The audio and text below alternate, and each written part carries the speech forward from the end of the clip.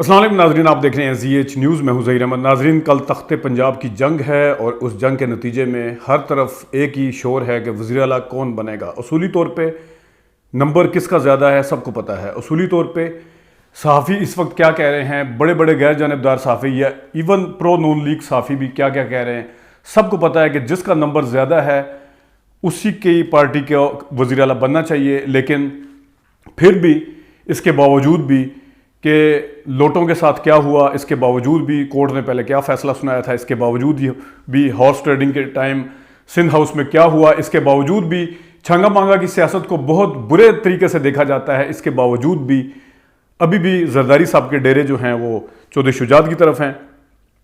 और हैरानी होती है इस बात पे कि नून लीग जिसको कल जिस जरदारी साहब को गालियाँ निकालती थी, सड़क पर घसीटती थी, पेट फाड़ गए, बाहर पैसे निकालने की बात करती थी, आज अपनी सियासत की बागडोर जो है, अपनी सियासत के जो फैसले हैं वो जरदारी साहब को सौंप दिए हैं।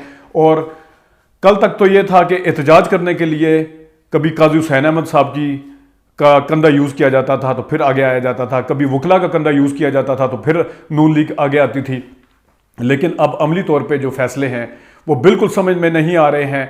इवन जिस तरह मैंने पहले बताया कि सुहेल वड़ाइच को देख लें, तलत हुसैन को देख लें, मज़हर अब्बास को देख लें, हामिद मीर साहब को इवन देख लें, हामिद मीर साहब को, और वसीम बदामी को देख लें, जितने नाम मैं ले सकता हूँ मैं ले लूँ, ज़्यादा नाम है, मैं ले नहीं पाऊँगा यहाँ पे।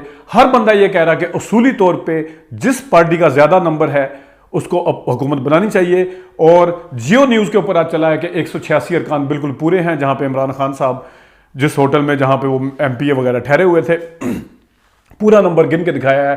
बावजूद इसके कि तुर्की एक को भेज दिया गया, बावजूद इसके कि और राना सनाउल्लाह साहब धमकियाँ देते हुए नजर आ रहे हैं, इसके बावजूद भी जो अभी उम्मीदें ये लगा के बैठे हुए हैं कि हम जीतेंगे, तो ये है हमारी सियासत का रुख कि जो एक दूसरे के दस्तों गिरबान थे उनको उम्मीद से देखा जा रहा है। और आज भी मेरी किसी से बात हो रही थी, प्योर नून लीग का एक वर्कर और वोटर है, वो अभी भी जरदारी साहब कुछ ना कुछ कर सकते हैं, हंस के कह रहा था कि जरदारी साहब कुछ ना कुछ कर सकते हैं।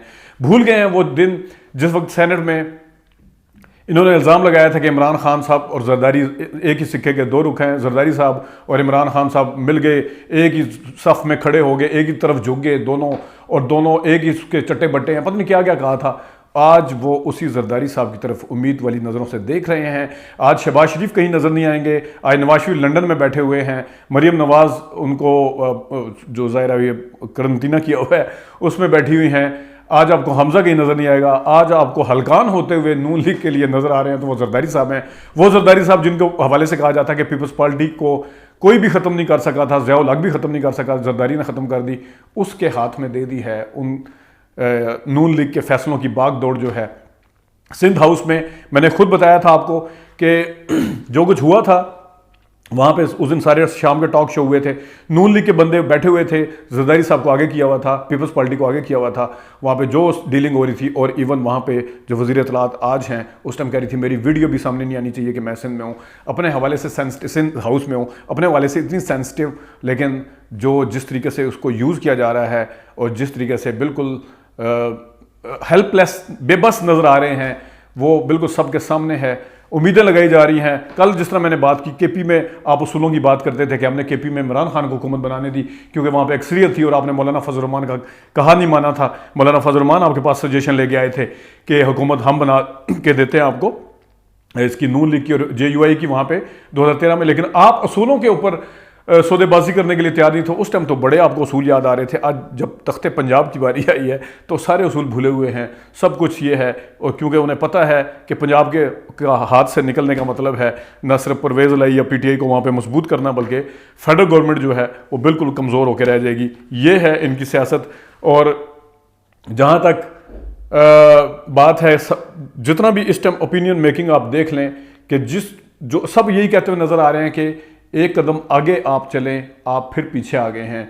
जिस चीज़ के ऊपर आपको शर्मिंदगी उठाना पड़ती, जिस 90 की दिहाई पे माफिया मांगते रहे हैं, जिस हॉर्स ट्रेडिंग और छांगा मांगा के ऊपर ये माफिया मांगते रहे हैं, अभी दोबारा उसी तरफ चल पड़े हैं, सिर्फ और सिर्फ इमरान खान को नीचा दिखाने के लिए कि ये जो बातें कर रहे हैं और हमारी ये छुट्टी कराने के चक्कर में है। उनको समझ नहीं आ रही, कभी कहते हैं जी पीछे इस्टेब्लिशमेंट है, कभी कहते हैं कि पीछे ये है। लेकिन एक बात और है जो सबसे अहम है, कहा यह जा रहा है कि बहाना ये बना रहे हैं कि हो सकता है काफ लीग के अपने बंदे ना आए, कभी कह रहे हैं कि पीटीआई वाले नाराज हैं कि पंजाब के को सबसे बड़ा डाकू कहते थे परवेज लाई, पीटीआई के अपने बंदे नाराज हैं कि इनको वोट नहीं डालेंगे। लेकिन हकीकत ऐसी है कि कल 22 जुलाई को खुद नून लीग के एमपीए भी कम हो सकते हैं, क्योंकि अंदर ग्रुप है। मरियम नवाज शरीफ साहबा ने अपने वाले साहब से भी बड़ी बहस की है। उन्होंने कैंपेन तो ज़रूर चलाई थी, ज़ाहिर पार्टी की वजह से चलानी पड़ती है, लेकिन वो नाराज़ हैं और उनका एक पूरा ग्रुप है, वो एमएनए और एमपीएस का ग्रुप है। हो सकता है कि वो खुद भी इस टाइम पे आके कोई ना कोई बहाना करके वहाँ पे गैर हाजिर हो जाए।